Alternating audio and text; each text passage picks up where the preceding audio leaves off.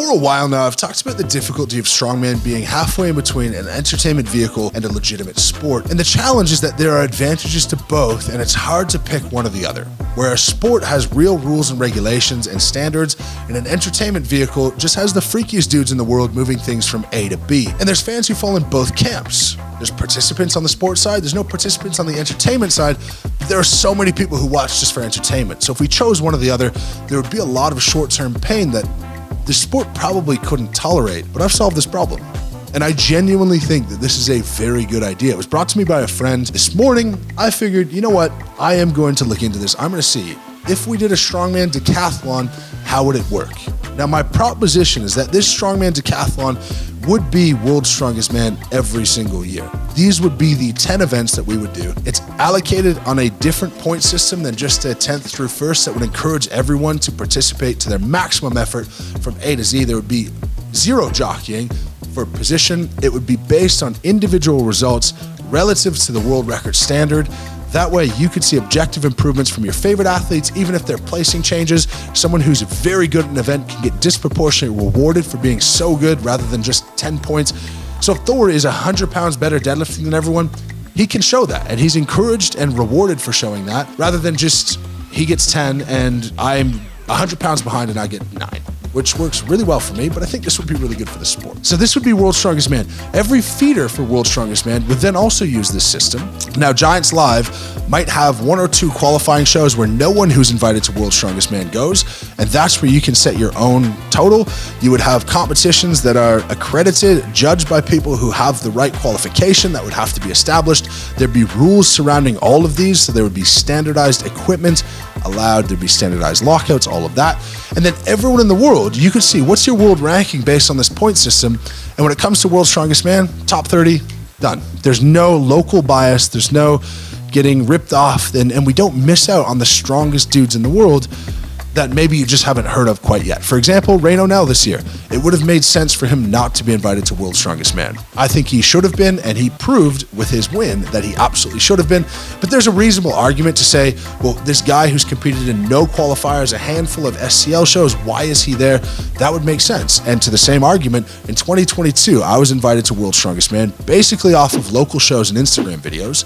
Not even basically, that was the deal. I should not have been invited, but I was, and it turned out well. So how can we structure this in a way where guys like me and Reno can be recognized in legitimate ways, and you know you're going to World's Strongest Man, and you know to prepare for these events, and you could be at your best. And then when it comes to Rogue Invitational and the Arnold, here's the top 10 guys in the world. Boom. We know who the reserves are. They're the next couple of guys. If you're ready to go, you're ready to go.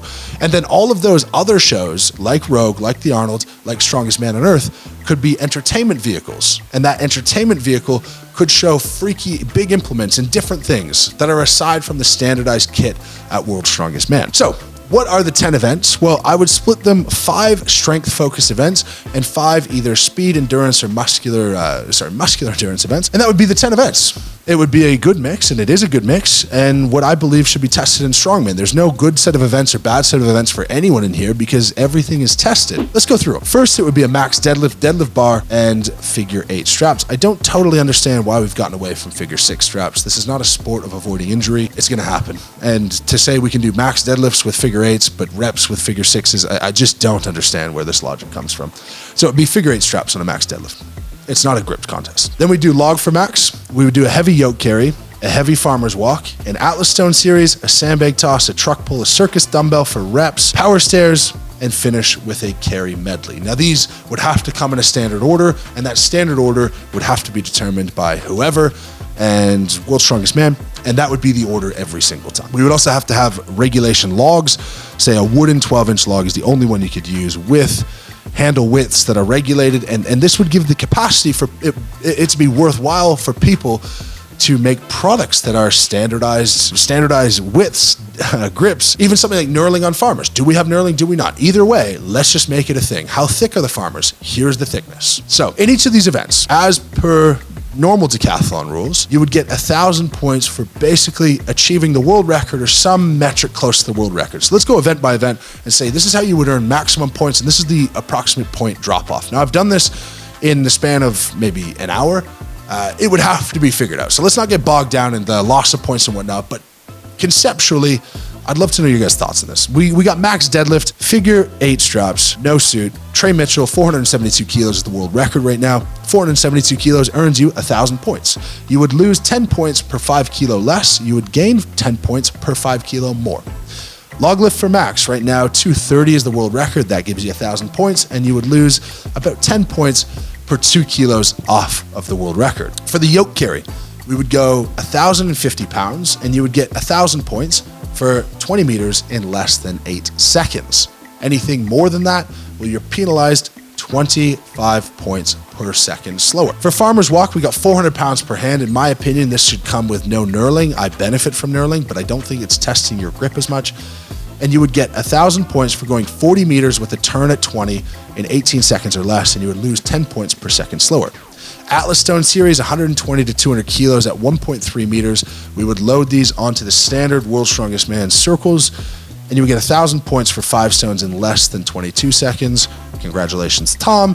And you would lose 20 points per second slower.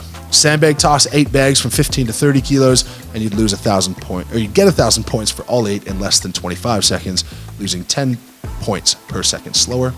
Truck pull, very difficult to regulate, but I think in this case, we would have all the guys go, and 1,000 points to the guy who wins, and a point drop off in accordance with the other points based on the percentage slower that you were than the best guy. For circus dumbbell for reps, 110 kilos, 1,000 points for 10 reps, 80 points less per rep fewer, 80 points more per rep extra. Power stairs, 200 kilos, 5 steps, 3 implements, 15 steps total. Relatively light, but this is going to be more of a speed race. 1,000 points for less than 35 seconds and 15 points lost per second slower. Of course, this would be a standardized height of the implement and height of the stair. For the carry medley finale, 3 implements, 20-meter course, 120, 150, and then 170 or 80, depending. I like heavier. 1,000 points for less than 60 seconds and 10 points per second slower, 10 points per second faster as well. If we did this would bring the best out of everyone. There's no sandbagging an event. There's no taking a rest on the event. There's no taking a strategic second or third or fourth place on an event. There's no holding back from your best because you've already won the event, and it would allow all of us to shine. It would also take some of the greatest of all time and give us better performances. So let's talk about how this would transpire and what kind of points we would get for greatest guys. Now, of course, you can deduce that the points allocation system is 1,000 times your performance divided by event baseline, which the baseline is the best of all time or close to world record status. And that athlete performance divided by event baseline would be to the exponent of some sort of multiplier. And that would be 1.05 to 1.25. This is decathlon stuff. This is not something I've come up with, but basically you need to give some sort of different exponent for every event, because a half a second slower on stone run would be very different than a half a second slower on, say, bag toss. Even though you might end up with the same time, if you load all those stones in that time, the strength component, in my opinion, should be given more weight, that you're close and you shouldn't be losing as many points than if you're further off on bag toss. That's more about speed and execution. Anyway, let's not get hung up in the nuances of it. The other thing that would have to be determined is, what do we do if someone doesn't finish? And you'd have to have a floor for slow people who finish, and then you'd have to have subsequent drop-in points for people who only partially completed events. So of course, this is going to favor consistency over anything, and let's talk about how the greatest of all time would shake out if this was the Strongman Decathlon and these people hit all of their personal bests. I am not going to include anyone in the current era, including myself, because it's not the right thing to do, except for Thor, because I think everyone just accepts that Thor is phenomenal, and I think he gets the respect of someone who's already retired, even though he's still one of the best in the world. And I say that because Thor, if he was at his peak and he PB'd everything, he would get 10,000 points. This is not because all 10 events he gets 1,000. It's because he could exceed the world record in some, or the standard, say 500 kilos, he can do 510, so we get more than 1,000 points. And some he would drop slightly, but evidently he doesn't drop massive points anywhere. Zydrunas Savickas would come in second at 9,745. Brian Shaw, 9,635, and Eddie Hall, 9,625. Now this gives me a really good justification for why this makes sense. Eddie is slightly behind Brian. If it was a normal strongman show, Eddie gets smoked by Brian if they're both at their best, because Eddie's static power is incredible and he'd earn maximum points. Brian would be, in terms of placing of competitors, somewhere close behind. But then in the medley speed events, Eddie would lose a lot and Brian would make up more than enough points, obviously, to narrowly beat Eddie. But the reason I like it that Eddie is so close, even though he wouldn't be in a normal strongman show when they're both at their best, is because Eddie has the capacity to earn massive points and get credit for being further ahead on Brian on static strength than just the number of guys between them might indicate.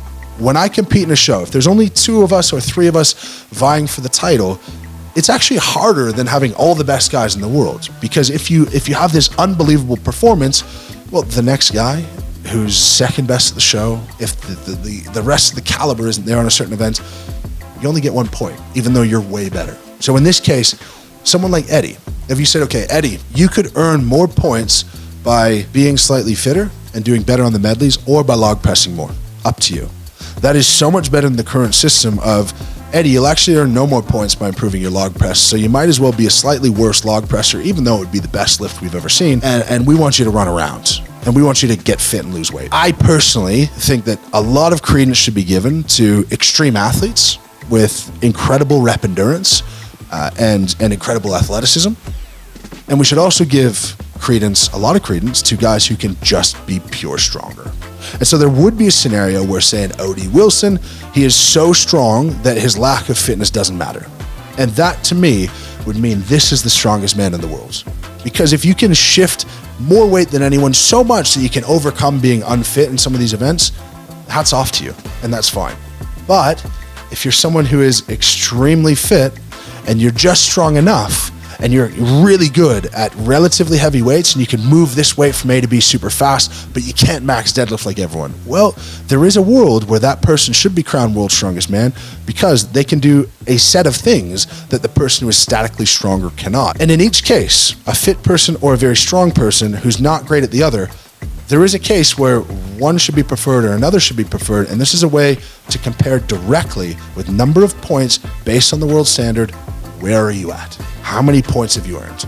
And frankly, Eddie, if you said back in the day, either you get better at carrying tires and running 20 meters back and forth, or we need you to log press 235 to gain those points that you're going to lose for being slightly less fit.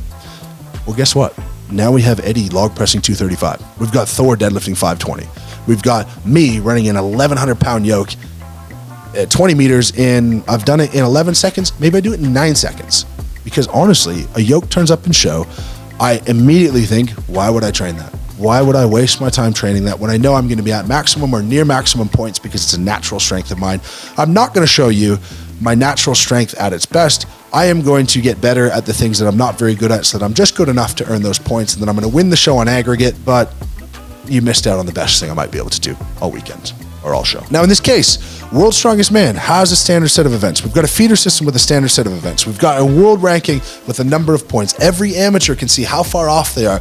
We've got 20 competitions a year in America. We've got 15 competitions a year in the UK and 7 in Canada that all have this standardized set of equipment that people would invest in if it meant that you could qualify and you could see exactly where you're at. OSG would be these events, and this is how all of the weight classes, the women, everything, this is how you would win a world championship in strongman. Because if we come up with these 10 events, there's no hiding, there's no good set of events or bad set of events, there's no disproportionate weighing, there's no winning a contest because you came fourth and you were just scraping by in every event and you didn't really do anything that blew anyone away. You'd have to. If you came fourth in every event and there were some people who were just incredible at a couple of things and dropped a few here and there, well, that person would be rewarded for being incredible and they would win the show. And frankly, there's probably shows that I would have lost based on this logic, but I think there's shows that I deserve to lose if we're trying to test who the strongest person in the world is. But I would have prepared differently and hopefully come out on top. But regardless, this seems like an extremely fair system. This seems like the best way to do it.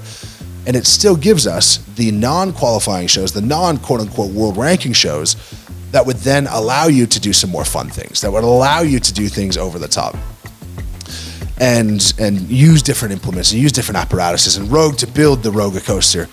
But it would take out a lot of ambiguity. It would take out the politicizing of invites. It would take out the lack of standard. It would allow for a rule book to come in, because you only now have to create a rule book for these 10 standardized events.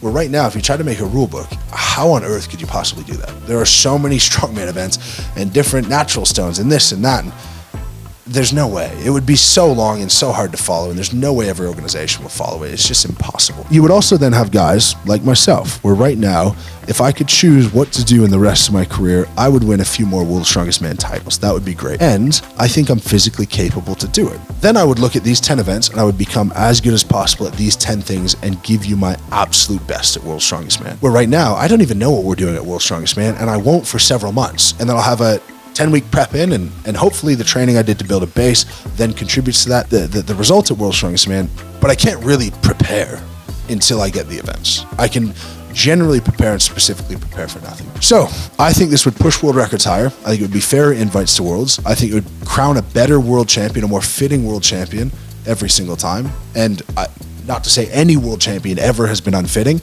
but I just think it would reward people how I think we're intended to be rewarded. I think that would be great.